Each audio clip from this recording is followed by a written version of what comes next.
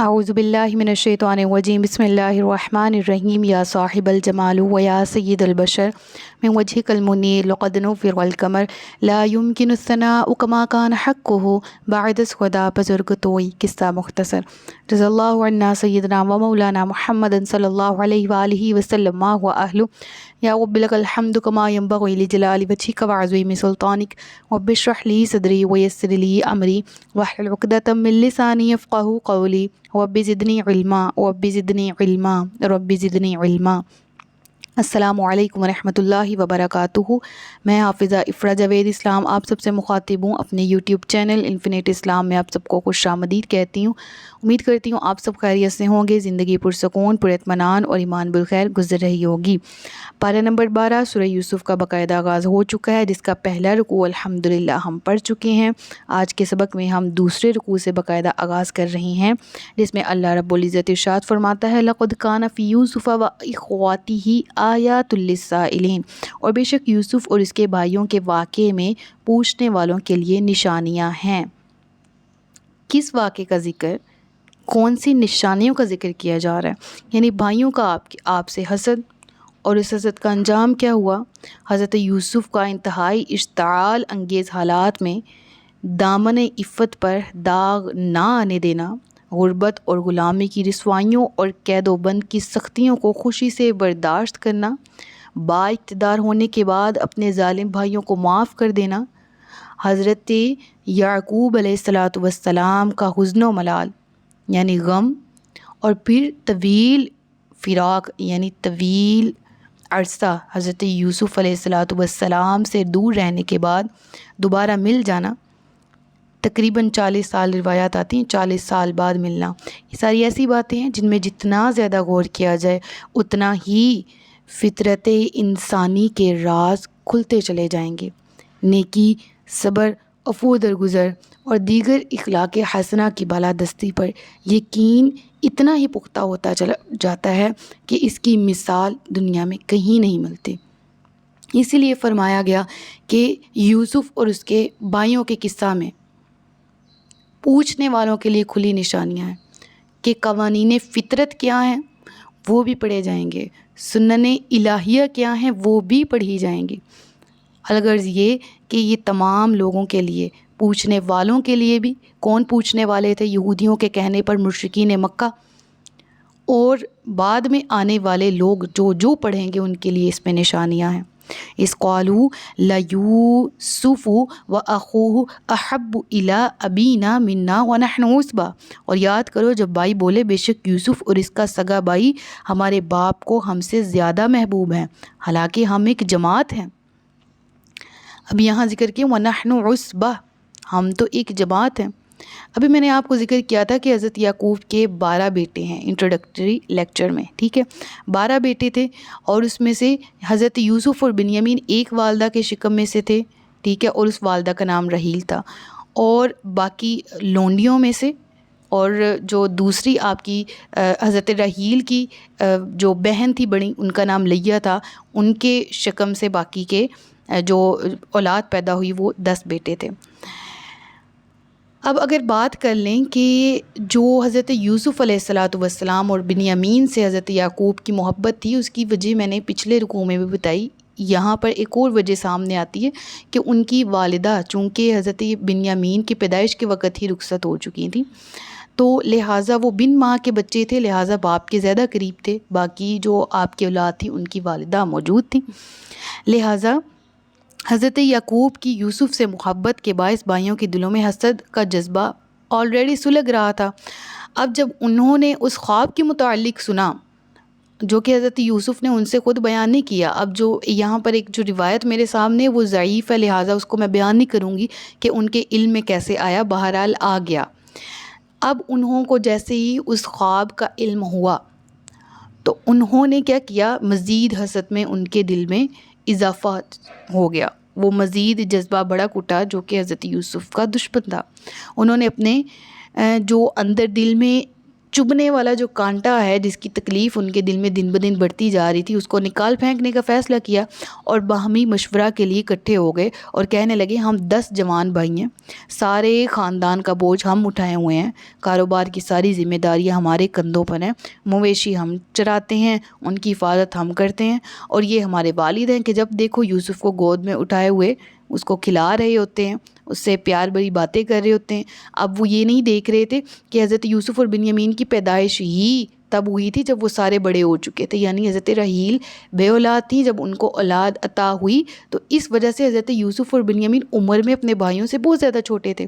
تو اب مقابلہ دیکھیں کس طرح سے کر رہے ہیں کہ اپنی عمر کا اندازہ بھی نہیں لگا رہے کہ اگر ذمہ داریاں ہیں تو وہ عمر کے تقاضے کی وجہ سے ان کے اوپر ہیں،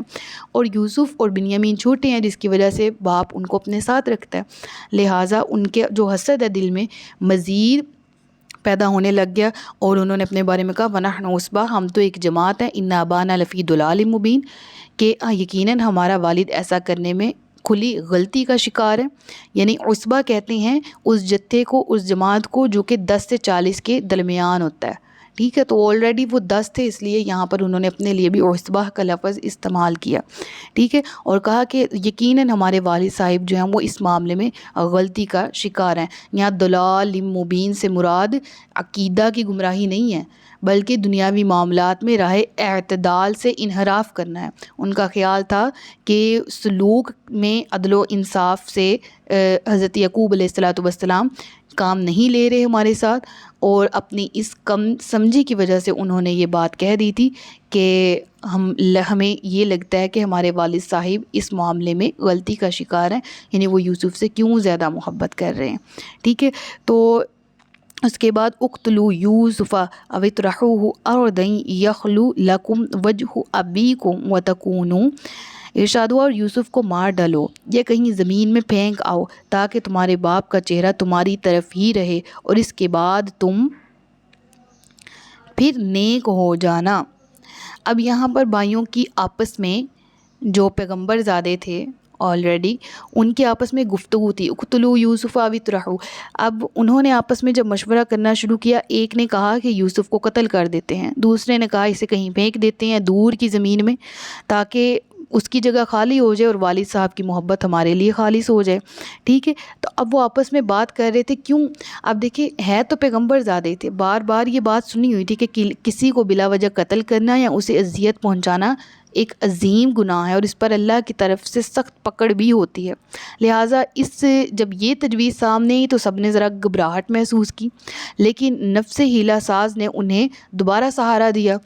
دوبارہ کہا کہ گھبرانے کی ضرورت نہیں ہے۔ شیطان نے جب پھسلانے کی کوشش کی کہ یوسف کو ٹھکانے کے بعد ایک نے کہا کہ ایسا کرتے ہیں کہ ہم ایسا کر لیتے ہیں کہ یوسف کو کہیں قتل کر دیں یا ہم یوسف کو کسی دور کے ٹھکانے لگا دیں، اس کے بعد ہم توبہ کر لیں گے، نیک ہو جائیں گے، گناہ معاف ہو جائیں گے، عذاب سے چھٹکارا مل جائے گا،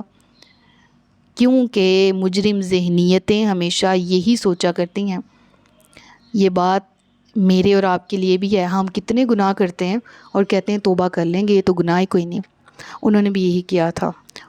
اور یہ توفیق توبہ ان کو آخر وقت تک نہیں ملی تھی، 40 سال گزر جانے کے بعد بھی آخر میں انہوں نے توبہ کی تھی، اس وقت جب انہیں اصلی حقیقی طور پر احساس ہو گیا تھا کہ انہوں نے غلط کیا۔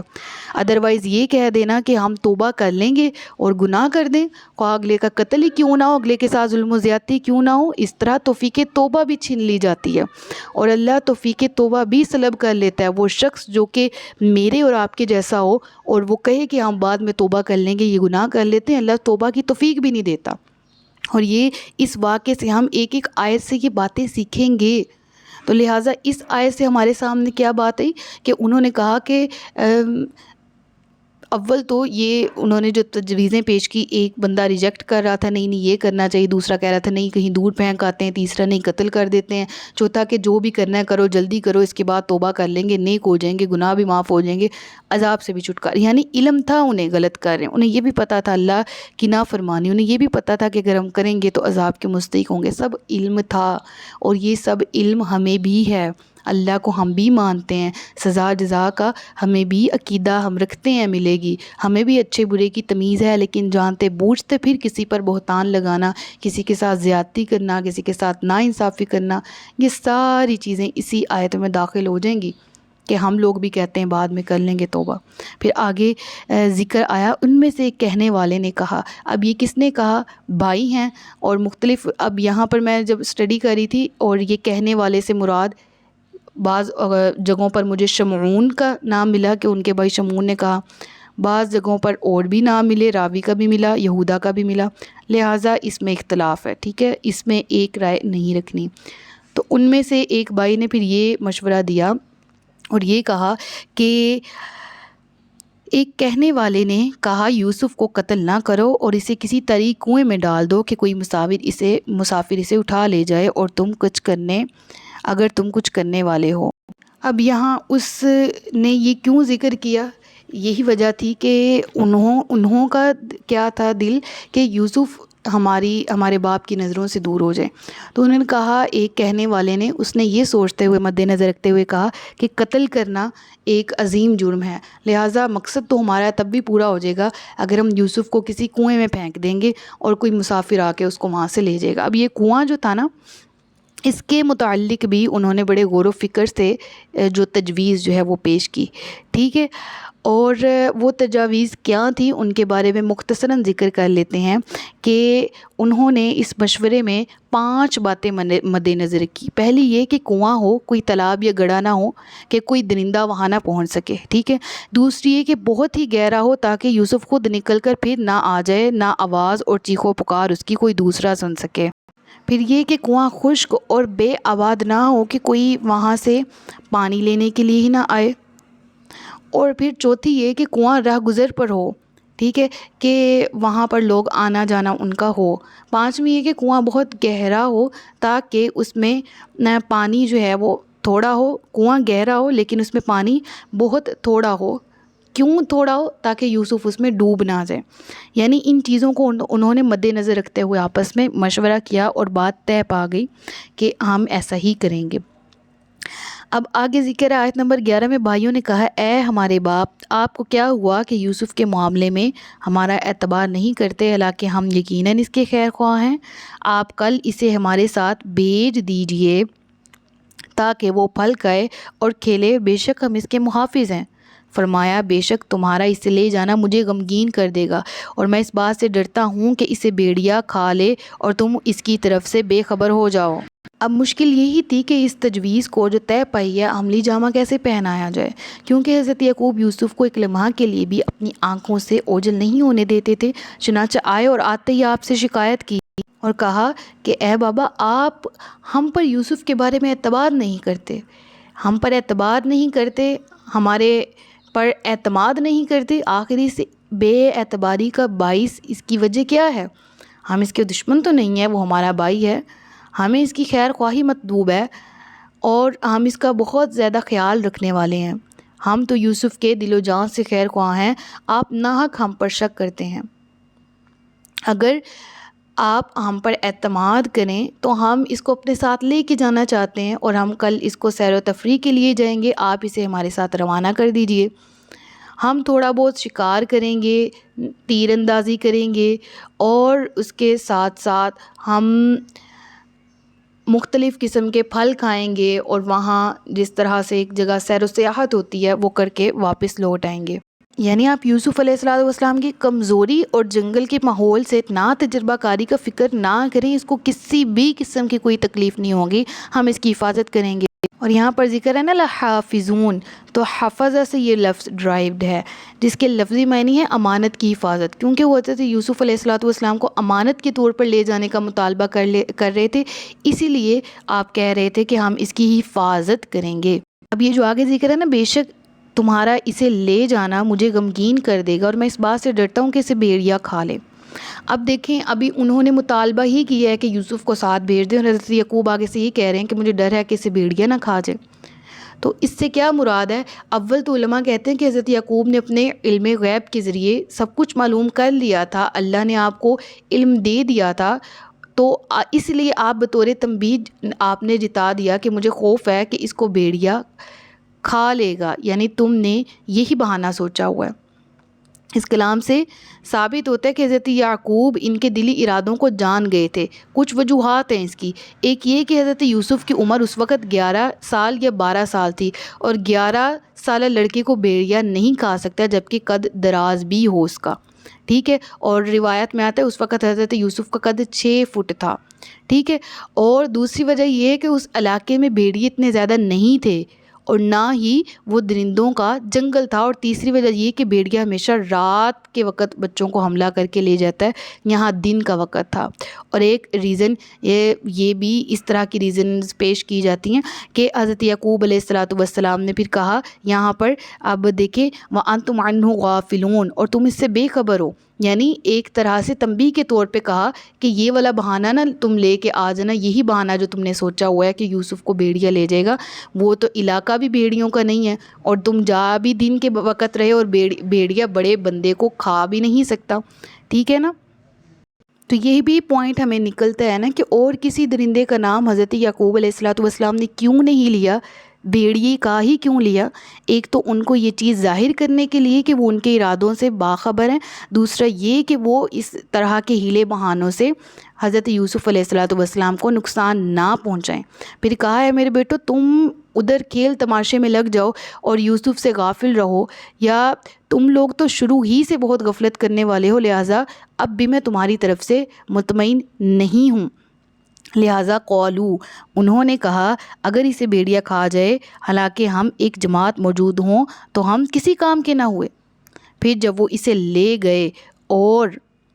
سب نے اتفاق کر لیا کہ اسے تاریک کنویں میں ڈال دیں گے، ہم نے اسے وہی بھیجی کہ تم ضرور انہیں ان کی حرکت یاد دلاؤ گے، اس وقت وہ جانتے نہ ہوں گے۔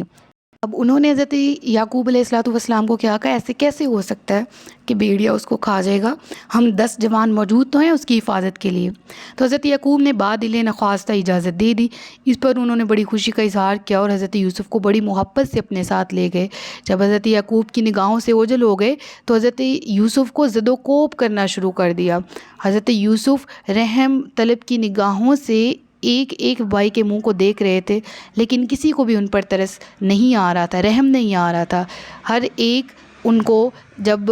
کھینچتے ہوئے زد و کوب کرتے ہوئے کنویں تک لے گئے تو انہیں ڈول میں ڈال کر نیچے کی طرف کنویں کی طرف لوٹانا شروع کر دیا، کنویں میں لٹکا دیا، اور جب وہ درمیان میں کنویں کے پہنچے تو اوپر سے رسی کاٹ دی۔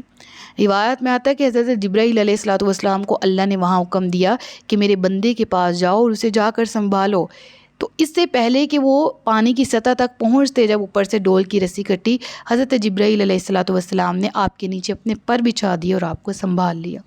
تو جب کوئی نہیں ہوتا وہاں اللہ ہوتا ہے۔ کتنا بڑا معجزہ ہے حضرت یوسف کا، اور کتنی بڑی دلیل ہے اس بات کی کہ اللہ ہمارے ساتھ ہے اس وقت بھی جب ہمیں لگتا ہے کہ دنیاوی سہارے ظاہری طور پر ہمارے پاس نہیں۔ اب وہ اندھیرے کنویں میں جا رہے ہیں اور اللہ نے فرشتہ بھیج دیا ہے جس نے آپ کے نیچے پروں کو بچھا دیا ہے، اور روایت کے مطابق آپ کو نبوت بھی اسی وقت ہی ملی تھی، ٹھیک ہے۔ اور حضرت جبرائیل علیہ السلام نے وہی پھر اسی وقت فرمائی تھی اور کہا تھا کہ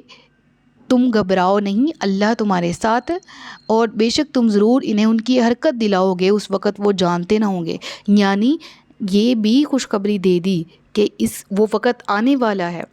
کہ جب ان کو اپنی غلطی کا احساس دلانے کے لیے تم کافی ہوگے، اور انہیں تمہارے مقام اور مرتبے کا علم نہیں ہوگا، لیکن تم ان کو جانتے ہوگے۔ چنانچہ ایسا ہی ہوا تھا جس کا ذکر انشاءاللہ ہم آگے پڑھیں گے۔ اس کے بعد ذکر آیا اور رات کے وقت اپنے باپ کے پاس وہ روتے ہوئے آئے۔ اس سے مراد کیا ہے کہ وہ اس ناپاک منصوبے کو عملی جامہ پہنانے کے بعد خوب سیر و تفریح کرتے رہے، اور عشاء کے وقت چیختے چلاتے ہوئے شور مچاتے ہوئے گھر کی طرف آئے۔ کہنے لگے اے ہمارے باپ، ہم دوڑ کا مقابلہ کرتے دور چلے گئے اور یوسف کو اپنے سامان کے پاس چھوڑ دیا تو اسے بھیڑیا کھا گیا، اور آپ کسی طرح ہمارا یقین نہ کریں گے اگرچہ ہم سچے ہوں۔ تو اس چیز کا ذکر کیا کہ وہ ظاہر سی بات ہے جب چیختے چلاتے شور مچاتے آئے تو حضرت یعقوب تو پہلے ہی سے اتنے مضطرب اور بے چین تھے. جب انہوں نے یہ شور و فغاں سنا تو وہ بے چین ہو گئے اور پوچھا ہوگا کہ کیوں رو رہے ہو، مجھے یوسف نظر نہیں آ رہا، وہ کہاں ہیں؟ تو انہوں نے انتہائی فریب کاری سے یہ جواب دیا کہ ہم دوڑ لگاتے لگاتے دور نکل گئے تھے، یوسف کو اپنے سامان کے پاس چھوڑ گئے تھے، لہٰذا اسے بھیڑیا کھا گیا. ہمیں یقین ہے کہ آپ ہماری اس بات کو نہیں مانیں گے کیونکہ پہلے ہی آپ کا دل ہماری طرف سے صاف نہیں ہے، لیکن آپ مانیں یا نہ مانیں، جو قصہ ہم آپ سے بیان کر رہے ہیں یہ 100% سچا ہے اور اس میں کسی بھی شک و شبہ کی گنجائش نہیں ہے. یہاں تک ثلاث مکمل ہو گیا ہے، باقی کا حصہ انشاءاللہ تبارک و تعالی ہم اگلے سبق میں پڑھیں گے. صدق اللہ العلی العظیم و صدق رسولہ النبی الکریم ونحن علی ذلک من الشاہدین والشاکرین وما علینا الا البلاغ المبین. سچ فرمایا اللہ نے جو عظمت والا ہے. اپنا بہت سا خیال رکھیے گا، مجھے دعاؤں میں یاد رکھیے گا. تاجدار ختم نبوت زندہ باد، پاکستان ہمیشہ زندہ باد. السلام علیکم ورحمۃ اللہ وبرکاتہ.